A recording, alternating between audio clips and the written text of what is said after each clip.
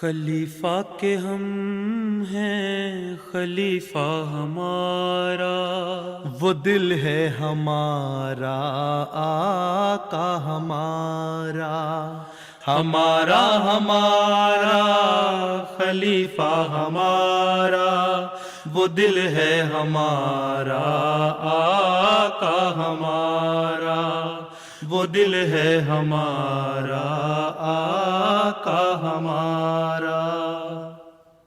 Assalamu alaikum and welcome to This Week with Huzur.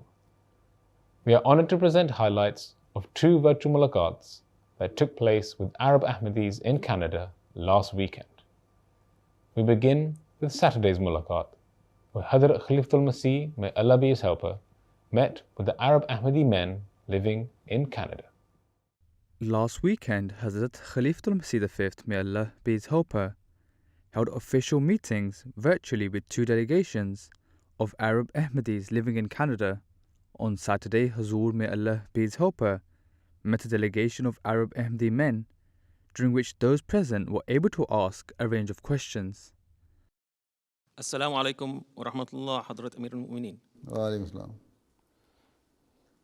سؤالي هو: كيف يمكن لنا أن نحب الآخرين المختلفين عنا عقائدياً وأن نواسيهم بدون أن يدخلنا شيء من النفاق؟ جو ہم سے عقائدی اختلاف رکھتے ہیں ان کے ساتھ ہم کس طرح منافقت کا اظہار کیے بغیر، منافقت کیے بغیر ان سے کس طرح ہم پیار اور ہمدردی کر سکتے ہیں؟ آپ کے تعلقات ہیں بہت سارے، کیا آپ کے سارے رشتہ دار احمدی ہیں؟ نہیں، جب اچھا، جب رشتہ دار احمدی نہیں ہیں ان سے آپ نے تعلق رکھا ہوا ہے؟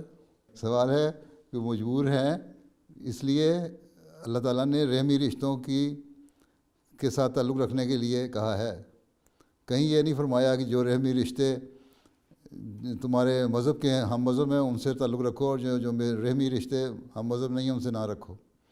ماں باپ کے بارے میں بھی کہا کہ اگر تمہارے سے وہ اختلاف کرتے ہیں تو ان کا اختلاف اپنی جگہ، اس سے کہو جہاں تک اللہ تعالیٰ کے دین کا معاملہ ہے میں تمہاری بات نہیں مانتا، لیکن باقی معاملات میں ان کو اف نہ کہو، ان کی خدمت کرو، ٹھیک ہے؟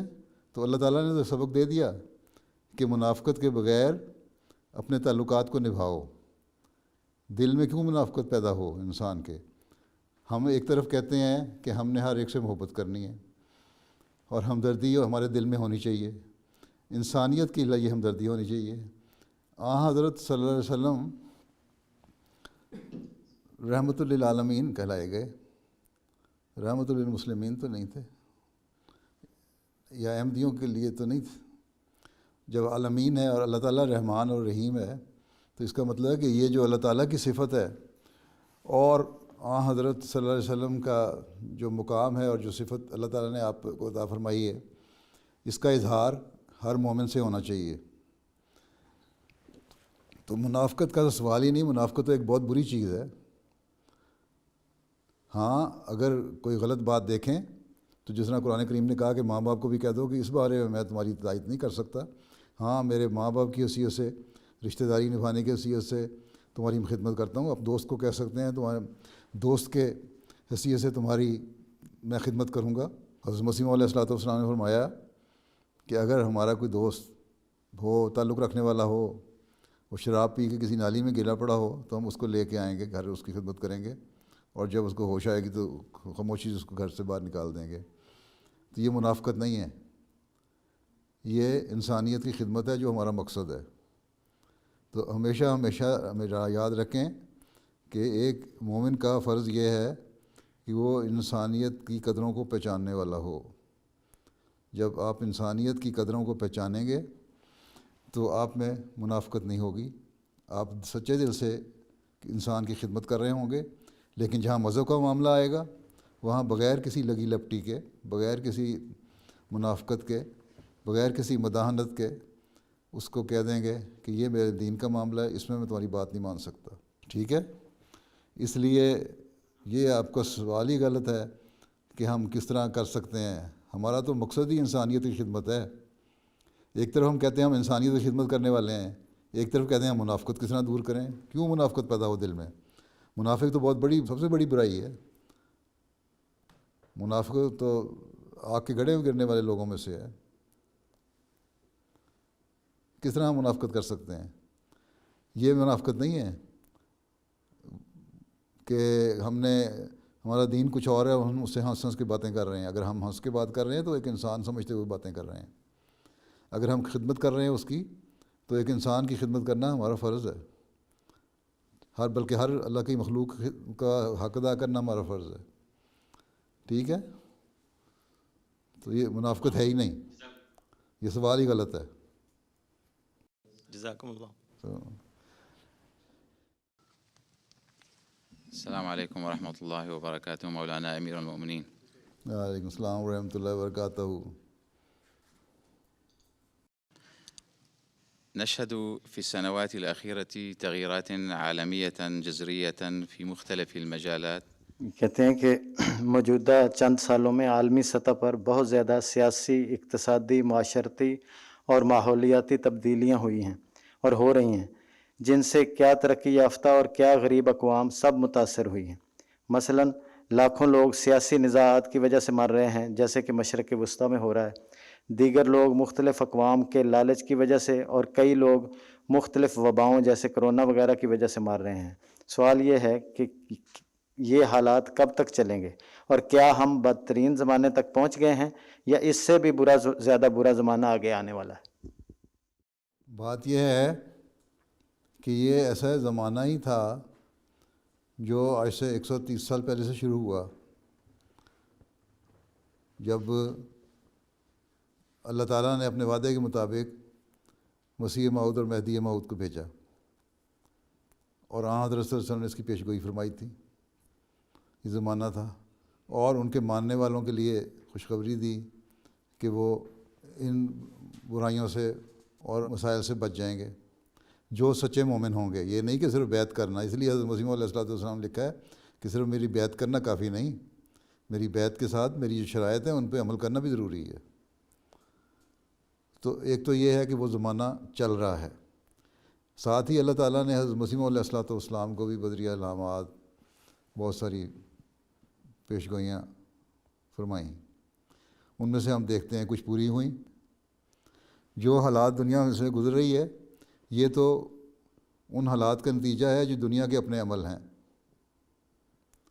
اللہ تعالیٰ کا ایک قانون قدرت چلتا ہے، اور وہ قانون قدرت اپنا کام کر رہا ہے۔ ایک قانون شریعت چلتا ہے، اور وہ بھی اپنا کام کر رہا ہے۔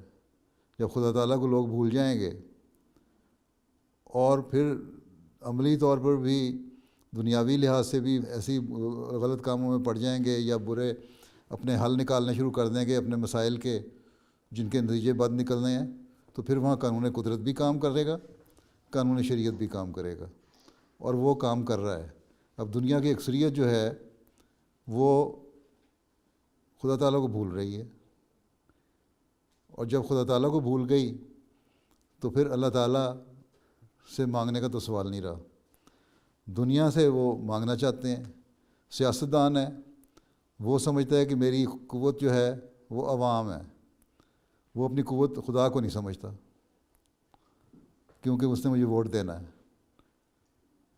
اور اسی طرح بزنس مین ہے، وہ سمجھتا ہے کہ میری قوت جو ہے عوام کو کسی طرح رام کرنا، چاہے میں غلط طریقے سے کروں، بدماشی پھیلا کے کروں، یا صحیح طریقے سے کروں، جو بھی غلط یا صحیح طریقہ جو ہے، جس کو انگریزی میں کہتے ہیں بائی ہوک اور بائی کروک، ہم نے مقصد حاصل کرنا ہے۔ ٹھیک؟ تو یہ چیزیں جب پیدا ہو جائیں گی تو اس کے جو منطقی نتیجے ہیں وہ ظاہر ہو رہے ہیں۔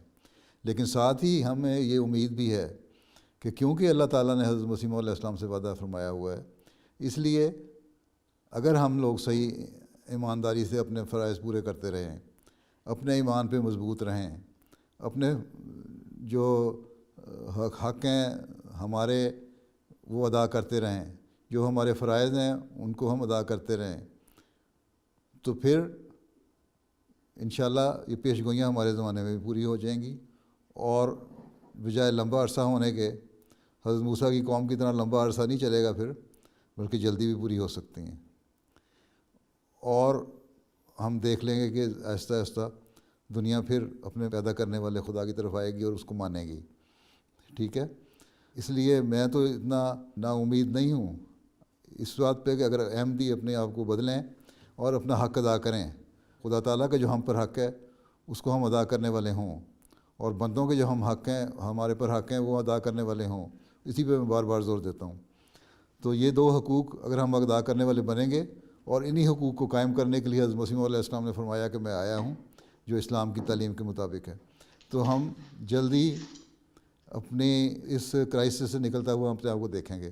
نہیں تو لمبا ایک عرصہ گزرے گا، لیکن ایک وقت آئے گا جو ہم اس کرائسس سے گزر جائیں گے اور احمدیت کی انشاءاللہ تعالیٰ کہ انتہا ہوگی، اور اس کے بعد پھر زمانہ آئے گا جو قرب قیامت کا زمانہ ہوگا. اب وہ ہم اسی دور میں سے گزر رہے ہیں بقول حضرت مسیح علیہ السلام کے کہ آخری 1000 سال ہے، اس میں سے ہم گزر رہے ہیں. لیکن اس سے پہلے ایک زمانہ ترقی کا آنا ہے اسلام کی، اور وہ انشاءاللہ آئے گا. لیکن ہم نے اپنی زندگیوں میں دیکھنا ہے یا ہماری نسلوں نے دیکھنا ہے، یہ اللہ بہتر جانتا ہے. ہم اس کے بارے میں کچھ نہیں کہہ سکتے. ٹھیک ہے. جزاکم اللہ احسن. پیارے حضور، السلام علیکم ورحمۃ اللہ وبرکاتہ. وعلیکم السلام. میرا سوال یہ ہے کہ وہ کیا وجوہات ہیں جس کی وجہ سے عرب ممالک تباہ ہو رہی ہے؟ اچھا، یہ اردو کہاں سے سیکھی ہے؟ حضور میں جامعہ میں پڑھ رہا ہوں. پڑھ رہے ہیں؟ کون سی کلاس میں؟ ثالثہ میں. ثالثہ میں. اچھا، ماشاءاللہ اچھی اردو آ گئی ثالثہ تک تو. جی، میں ایران کے جماعت سے میں ہوں. ایران سے؟ اچھا عقیل الخمیسی ایران سے. اچھا، تو فارسی کے قریب ہی ہے نا بعض الفاظ تو. جی. آج کل کے حالات ایسے نہیں ہیں کہ آپ ایران جا سکیں، اس لیے بیٹھے ہیں آرام سے. پہلی بات تو یہ ہے. ٹھیک ہے. پہلی بات تو میں نے یہ کہنی ہے کہ صبر تھوڑا سا کر لیں، اللہ تعالیٰ بہتر نتائج پیدا کرے گا. ٹھیک. اماں ابا یاد آتے ہوں گے، کوئی بات نہیں. ٹھیک ہے. نمبر 1. نمبر 2 یہ کہ عرب ممالک کی تباہی کی اصل وجہ کیا تھی کہ ابھی تک وہی وجہ ہے. جب خدا واحد و یگانہ کو چھوڑ کے جب بڑی طاقتوں کو خدا انسان بنا لیتا ہے، سعودی عرب کے بادشاہ سے لے کے ایک چھوٹی سے چھوٹی اسٹیٹ کے بادشاہ یا سربراہ تک کا یہ حال ہے، تو پھر خدا تعالیٰ کا ہاتھ تو اٹھ جاتا ہے نا اس پہ سے. ٹھیک ہے. پھر یہ ہے کہ جو اللہ تعالیٰ نے احکام دیے ان پہ تو عمل نہیں کرنا، اور جو دولت اور پیسہ جو اللہ تعالیٰ نے دے دیا اس سے ناجائز فائدہ اٹھانا. قرآن کریم سے بھی سبق حاصل نہیں کیا انہوں نے. اللہ تعالیٰ نے قرآن کریم میں فرما دیا تھا کہ پیسوں کی وجہ سے یہ قومیں تباہ ہو جاتی ہیں، یا دولت ان کو تباہ کر دیتی ہے. ہم دیتے ہیں تو بڑے خوش ہوتے ہیں، دیکھو ہمارے پاس اتنی دولت آ گئی، اور وہی دولت ان کی تباہی کا ذریعہ بن جاتی ہے. تو اللہ تعالیٰ نے ان کو بھی دیا، ان سے کیا فائدہ اٹھایا انہوں نے، کیا دین کی خدمت کی. ایک جماعت احمدیہ ایک چھوٹی سی جماعت ہے جو دنیا میں قرآن کریم کو رائج کرنے اور پھیلانے کے لیے کام کر رہی ہے، چندے اکٹھے کر کے. چھوٹے چھوٹے ممالک بھی ہیں، وہ بھی جو ہیں وہ ان کا 6 مہینے کا جو یا مہینے کا سرکاری خرچہ جو ہے وہ جماعت احمدیہ کے سارے سال کے بجٹ سے بھی زیادہ ہوتا ہے. ٹھیک ہے. لیکن کیا قرآن کی خدمت کر رہے ہیں. صرف ایک سفر سمجھتے ہیں کہ جماعت احمدیہ کی مخالفت کر دو، مسیح موعود کی مخالفت کرو اور اس کے خلاف کفر کے فتوے لگا دو. ٹھیک ہے. تو پھر جب ایسی حالت ہو کہ دین سے دور ہٹ جانا، دنیا داروں کو اپنا خدا سمجھ لینا، اصل خدا کے نام پہ غلط کام کرنا، غلط قسم کی بدعات پھیلانا اور اس تعلیم کا غلط تشریح کرنا، اور نہ اللہ کے حق ادا کرنا نہ بندوں کے حق ادا کرنا، تو پھر اس کے بعد پھر یہی نتیجہ منطقی نتیجہ نکلتا ہے جو نکل رہا ہے. ٹھیک ہے. جب ہم خدا کو حقیقی خدا ماننے لگ جائیں گے اور اس حکموں میں چلنے لگ جائیں گے تو یہی ہم ملک ترقی کرنے لگ جائیں گے. یہ کوئی چھوٹی طاقت تو نہیں دنیا میں 54 ممالک ہیں مسلمان. ٹھیک ہے. بہت کچھ کر سکتے ہیں، لیکن فرقہ بازی میں پڑھ کے یا دنیا داری میں پڑھ کے ہم نے ایک دوسرے میں پھاڑ پیدا کر دی ہے۔ اور حضرت صلی اللہ علیہ وسلم کی حدیث میں یہی تھا کہ جب یہ نفاق پیدا ہو جائے گا تم لوگوں میں، پھر تمہاری ترقی رک جائے گی، وہ تباہی ہوگی، اور جوڑنے کا والا آئے گا جب، اس وقت اس کے ساتھ جڑ جانا تو بچ جاؤ گے، نہیں جڑو گے تو نہیں بچو گے۔ ٹھیک مولوی صاحب، چلو پھر اللہ حافظ۔ السلام على خليفتنا المفدى. وعلیکم السلام۔ أما بالنسبة لسؤالي، لماذا لا يكون هناك تركيز من الجماعة في التبليغ على وفاة سيدنا عيسى، ولماذا لا يكون التدليل على مكان قبره بالذات؟ کہتے ہیں سوال یہ کہ ہم تبلیغ میں حضرت عیسیٰ علیہ السلام کی وفات اور ان کی قبر کی موجودگی والی دلیل پر زیادہ زور کیوں نہیں دیتے، اور کیوں اس بات کو ہر مجلس کا حصہ نہیں بناتے تاکہ کسر صلیب کے بارے میں حضرت مسیح موعود علیہ السلام کی آمد کی غرض پوری ہو سکے؟ بات یہ ہے کہ جب عیسائیت زوروں پہ تھی اس وقت کسر صلیب کی باتیں، حضرت مسیح علیہ السلام کی آمد کی غرض تو یہی ہے کسر صلیب، لیکن ایک اور بڑی آمد کی وجہ بھی ہے، اور وہ ہے خدا تعالیٰ کی وحدانیت کا قیام، خدا تعالیٰ کے وجود کا ادراک پیدا کروانا، اس کو ثابت کرنا۔ آج کل خود عیسائی جو ہیں وہ اس بات کو بھول گئے کہ عیسیٰ علیہ السلام زندہ تھے کہ مر گئے۔ 65-66% عیسائی تو ایتھسٹ ہو چکے ہیں، خدا تعالیٰ کو بھول گئے ہیں، ان کو کسر صلیب سے کیا۔ اور جو ہیں وہ بھی چرچ میں جانے والے نہیں رہے، کرسمس منانے چلے گئے کبھی، یا کبھی کوئی 2-4 مہینے بعد چرچ میں چلے گئے، وہ بھی صرف شور لگانے کے لیے۔ ٹھیک ہے، باقی جہاں تک سوال ہے، سوال اٹھانے کا کہ کسر صلیب کو ہم کیوں نہیں اجاگر کرتے، یہ بھی غلط ہے، ہم کرتے ہیں۔ ہمارا مسیح ہندوستان میں جو ہم کتاب شائع کر رہے ہیں، مختلف زبانوں میں شائع کی ہے نا حضرت مسیح علیہ السلام کی کتاب، اس لیے کر رہے ہیں اس کے ترجمے مختلف زبانوں میں تاکہ دنیا کو پتہ لگے۔ اب مجھے یاد ہے ایک مذہبی ایڈوائزر تھا، وہ مجھے ملنے آیا وہیں امریکہ میں، تو اس کو میں نے بات ہی اس طرح شروع کی تھی کہ اس کے ساتھ پادری بھی تھا ایک، کہ تم لوگ بات کرتے ہو عیسیٰ علیہ السلام کی آمد کی، ہم یہ مانتے ہیں کہ عیسیٰ علیہ السلام تو ہو گئے فوت، اور جو عیسیٰ آنا تھا اس کو ماننے والے ہم ہیں۔ ٹھیک ہے، اور اس کی اس بات پہ لمبی بات ہوئی، کافی گفتگو ہوئی، اور وہ سنتا رہا۔ میرا خیال تھا کہ اس کے بعد وہ شاید وہ جماعت کے حق میں بعض باتیں کرنے کے بجائے ہمیں نقصان نہ پہنچائے، کیونکہ اتنی کھل کے باتیں میں نے کر دیں، لیکن وہ شریف آدمی نکلا، اور اس کا جو ساتھ پادری آیا ہوا تھا وہ بھی، کہ انہوں نے اس کے باوجود ہمارے حمایت کی اور ہمارے حق میں باتیں کی کہ ہاں جہاں تک احمدیوں پہ مظالم کا تعلق ہے، ان پہ ظلم ہوتے ہیں۔ تو بہرحال جہاں ضرورت ہو وہاں عیسیٰ علیہ السلام کی بات بھی کی جاتی ہے، لیکن اس زمانے میں سب سے بڑا جو مسئلہ پیدا ہو چکا ہے وہ ہے خدا تعالیٰ کو بھولنے کا، دہریت کا، اور دہریت کے خلاف بھی حضرت مسیح نے لکھا ہے کہ میں دہریت کے خلاف بھی آیا ہوں۔ اس بات کو بھی یاد رکھنا چاہیے ہمیشہ۔ مسیح موعود نام تو ہم نے رکھ دیا، تو مہدی بھی نام ہے آپ کا، لیکن عیسائیوں میں کیونکہ ابھی بھی عیسائیت دنیا میں زیادہ ہے نام کے لحاظ سے، عمل کے لحاظ سے نہیں، اس لیے مسیح موعود کے جو دونوں کام ہیں نا، اور اس اللہ تعالیٰ کی وحدانیت کو قائم کرنا اور لوگوں میں پیار اور محبت کو پیدا کرنا، یہ اللہ تعالیٰ نے 2 میرے بڑے کام ہیں جس کے لیے میں آیا ہوں۔ حضرت مسیح نے فرمایا، بے شمار جگہ فرمایا ہوا ہے، کسر صلیب کی بات صرف نہیں کی، حضرت نے فرمایا کہ میرے 2 بڑے کام ہیں، خدا تعالیٰ کی وحدانیت کو قائم کرتے ہوئے اس کے حق ادا کرنے والا لوگوں کو بنانا، اور اس سے قریبی تعلق پیدا کرنا، خدا کے حضور لوگوں کو لے کے آنا، نمبر 2 بندوں سے حقوق ادا کروانا۔ یہ 2 مین کام ہیں۔ ٹھیک ہے، اگر آپ سارا لٹریچر پڑھیں حضرت مسیح علیہ السلام کا تو اکثریت ان 2 باتوں کے گرد گھومتی ہے۔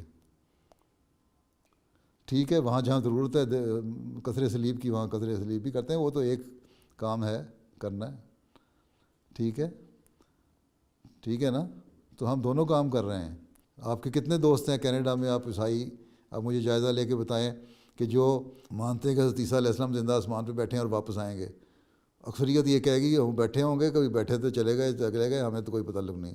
ہمیں تو یہ پتہ ہے کہ ہم نے صبح جانا ہے، کمائی کرنی ہے، شام کو واپس آنا ہے، تو ہمیں اتنی کمائی ہونی چاہیے کہ ہمیں شراب کی بوتل مل جائے.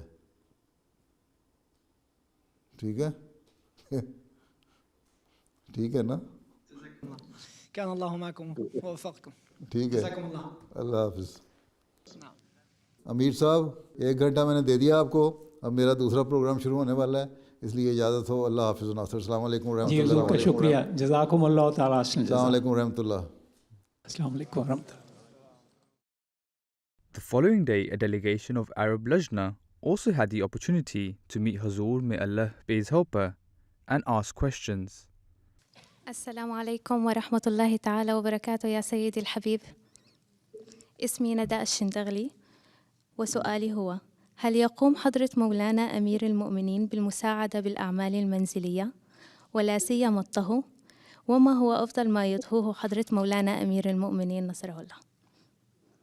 کہ کیا حضور انور گھر کے کام کاج میں مدد کرتے ہیں، اسپیشلی کھانا پکانے وغیرہ میں، اور حضور کیا اچھا پکا لیتے ہیں؟ کیا اچھا پکا لیتا ہوں؟ یہ تو جو کھانے والا وہی بتا سکتا ہے کہ میں اچھا پکاتا بھی ہوں کہ نہیں ہیں. میں اگر کچھ 2-4 چیزیں، اگر ہر چیز تو میں نہیں کہتا میں پکا سکتا ہوں، لیکن کبھی کبھی پکایا کرتا. اب تو مدتیں ہو گئیں، کبھی نہیں پکا سکا، وقت ہی نہیں ملتا ہیں. نہ آپ لوگوں سے فرصت ملتی ہے، نہ دفتری کاموں سے فرصت ملتی ہے، نہ لوگوں کے خطوط پڑھنے سے فرصت ملتی ہے کہ کر سکے. لیکن پھر بھی کبھی موقع مل جائے کوئی چھوٹے موٹے کام کرنے کا، اور اگر ضرورت ہو تو کر دیتا ہوں. ٹھیک ہے. اس لیے اکثر وہ مرد جو مصروفیت کا بہانہ کرتے ہیں، ان کے بہانے ہوتے ہیں، وہ ان کو مدد کرنی چاہیے اپنے گھروں میں. ٹھیک ہے. کہہ رہی ہیں کہ کیا ہم پرامن احتجاج جو ہے، مظاہرے، ان میں شامل ہو سکتے ہیں؟ یہ گارنٹی اگر ہو کہ پرامن احتجاج ہوگا اور آخر میں آ کے وہ توڑ پھوڑ اور شدت پسندی میں نہیں بدل جائے گا، تو کر سکتے ہیں، کوئی حرج نہیں اس میں کرنے میں. ٹھیک ہے. کشمیریوں کے حق میں بھی ایک دفعہ خلیفہ ثانی کے زمانے میں احتجاج ہوا تھا اس وقت، اور خلیفہ ثانی نے اس میں اجازت دی تھی، شامل ہو جاتے تھے.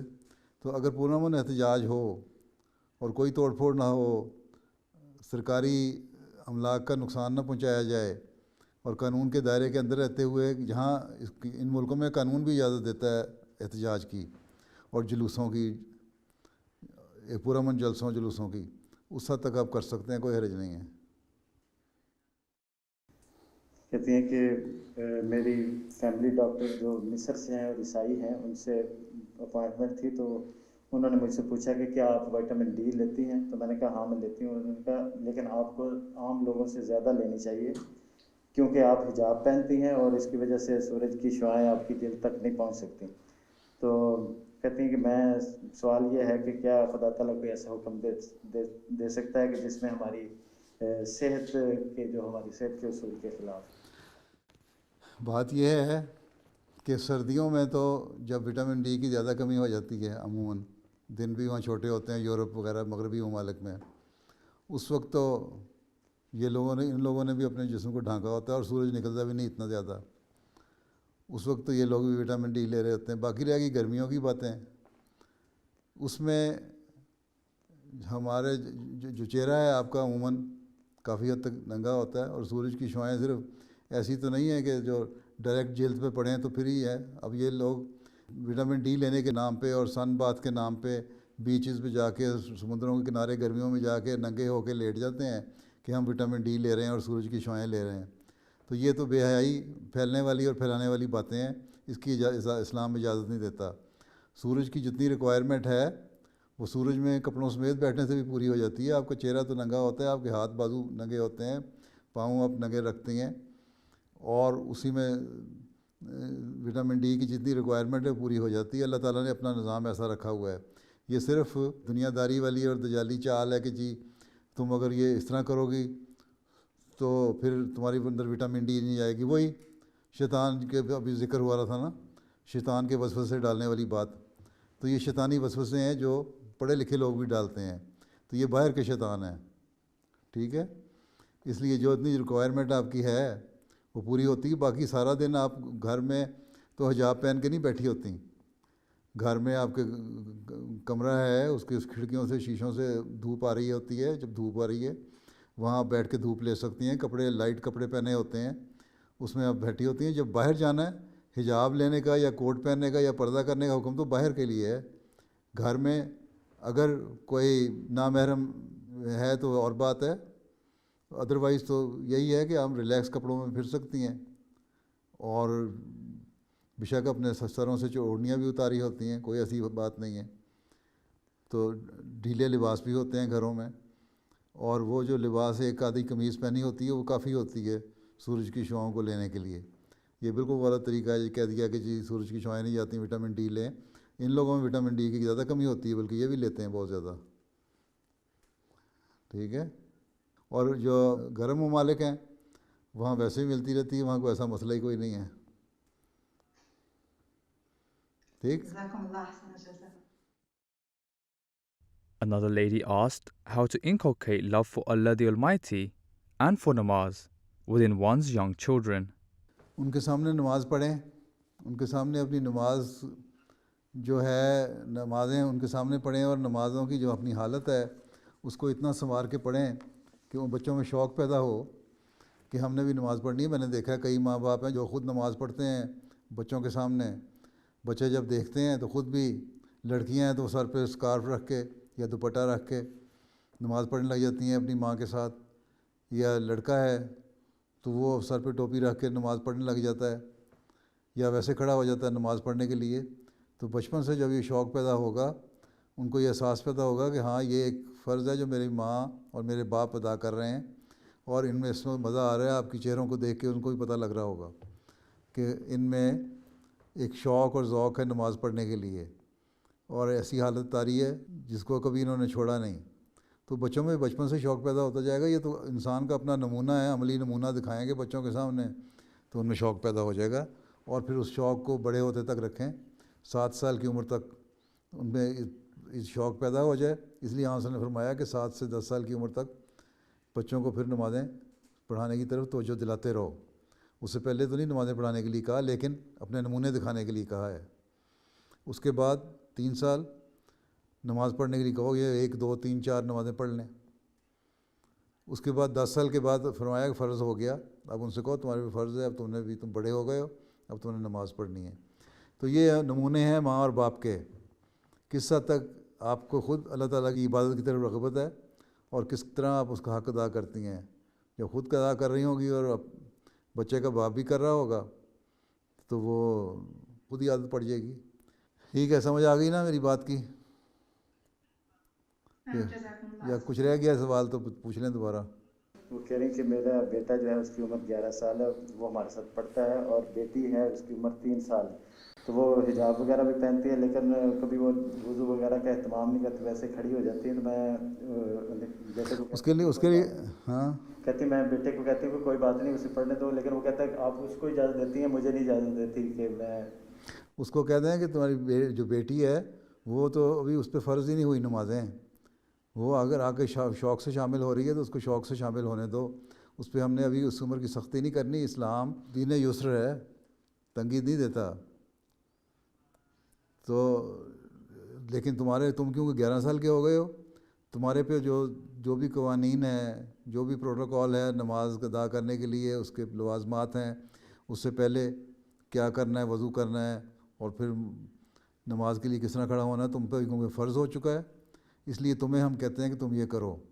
بیٹی پہ فرض نہیں ہوا. جب وہ 11 سال کی ہوگی یا 7 سال کی ہوگی، 10 سال کی ہوگی، تو ہم اس کو بھی کہیں گے. 7 سال کی عمر اس کو عادت ڈالنا شروع کریں گے، اور 10 سال کی جب انشاءاللہ ہوگی تو اس کو بھی ہم کہیں گے تمہاری طرح ہی فکر نہ کرو. تو یہ نہیں کہ اس سے کوئی امتیازی سلوک ہو رہا ہے.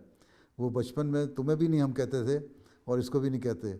جب یہ تمہاری عمر کی آئے گی تو اس کو بھی ہم کہیں گے. اس طرح بتا دیں، پیار سے بتا دیں بچے کو، ٹھیک ہے. السلام علیکم ورحمة الله وبركاته. Dearest حضور، وعلیکم السلام. سؤالي هو: ما هي أهم الصفات التي يجب على زوجة المربي أن تتحلى بها؟ جزاكم الله. کہتے ہیں کہ مربی کی بیوی کو کون کون سی خوبیاں اس میں ہونی چاہیے؟ مربی کی بیوی میں پہلی بات تو یہ مربی کی بیوی کو سمجھنا چاہیے کہ وہ بھی مربی ہے، اور اس سے پہلے مربی کو خود سمجھنا چاہیے کہ وہ مربی ہے، اور مربی کا مطلب وہ ہوتا ہے کہ تربیت کرنے والا، ٹھیک ہے؟ اور تربیت وہی اچھا اس طرح کر سکتا ہے جس کی خود تربیت اچھی ہوئی ہو، جو اپنے نمونے نیک قائم کرنے والا ہو۔ جب مربی نیک نمونے قائم کرے گا تو اس کی بیوی بھی اس کے نمونے پہ چلے گی اور نیک نمونہ قائم کرنے کی کوشش کرے گی، اور جب نیک نمونہ قائم کرنے کی کوشش کرے گی تو پھر اس کا کام یہ ہوگا کہ عورتوں میں اپنے اس نیک نمونے کی وجہ سے ان کی تربیت کے لیے اہم کردار ادا کرے۔ مربی کی بیوی کو 5 وقت کی نمازوں کا پابندی، سنوار کے نمازیں پڑھنا بہت ضروری ہے۔ مربی کی بیوی کے لیے قرآن کریم کی تلاوت کرنا اور اس کے معنی جاننا اور اس کی تفسیر جاننا ضروری ہے۔ مربی کی بیوی کو جماعت کا لٹریچر، اسلام کا لٹریچر اور تفسیریں پڑھنا بھی چاہیے کچھ وقت نکال کے، تاکہ اس کو جہاں موقع ملے تبلیغ کر سکے۔ مربی کی بیوی کے اخلاق اچھے ہونے چاہیے، لوگوں سے ملے تو وہ کہیں گے ہاں بڑی با اخلاق عورت ہے۔ مربی کی بیوی کو جو نمونہ ہے وہ ایسا ہو کہ دوسرے دیکھ کر اس کے عمل کرنے کی کوشش کریں، اور یہ ساری باتیں جو ہیں، یہ خصوصیات جو ہیں مربی کی بیوی میں ہونی چاہیے، اور عاجزی اور انکساری ہونی چاہیے مربی کی بیوی میں۔ یہ نہیں کہ مربی کی بیوی ہوں تو میں کوئی چیز ہوں، بلکہ عاجزی سے ہر کام کرنے والی ہو، تو پھر وہ بہترین بیوی ہے، ٹھیک ہے؟ جزاک اللہ حضور۔ ٹھیک ہے، اور وقت ختم ہو گیا ہے، گھنٹہ پورا ہو گیا ہے، اور جزاک اللہ۔ السلام علیکم ورحمۃ اللہ وبرکاتہ۔ باقی باتیں بعد میں۔ جزاکم اللہ تعالیٰ۔ Those were highlights from 2 virtual mulaqats that took place last weekend. We now end with our final segment, a clip from this week's Friday sermon. In today's Friday sermon, Hazur, may Allah be his helper, continued his series of sermons about the companions who took part in the Battle of Badr.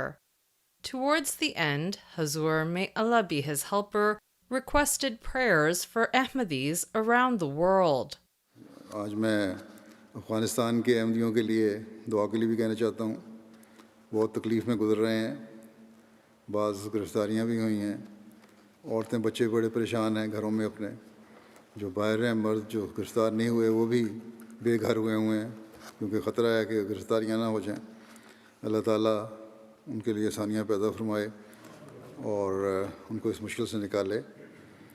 پھر پاکستان کے احمدیوں کے لیے بھی دعا کریں، وہاں بھی عمومی طور پر حالات خراب ہی ہوتے ہیں، کہیں نہ کہیں کوئی نہ کوئی واقعہ ہو جاتا ہے جو لوگ احمدیوں کو تکلیفیں دے رہے ہیں۔ اسی طرح مجموعی طور پر بھی دعا کریں، اللہ تعالیٰ دنیا کو حضرت مسیح موعود علیہ الصلوۃ والسلام کو پہچاننے کی توفیق عطا فرمائے اور ہر شر کو ختم کرے، اور دنیا اپنے پیدا کرنے والے کی حقیقت کو پہچان لے۔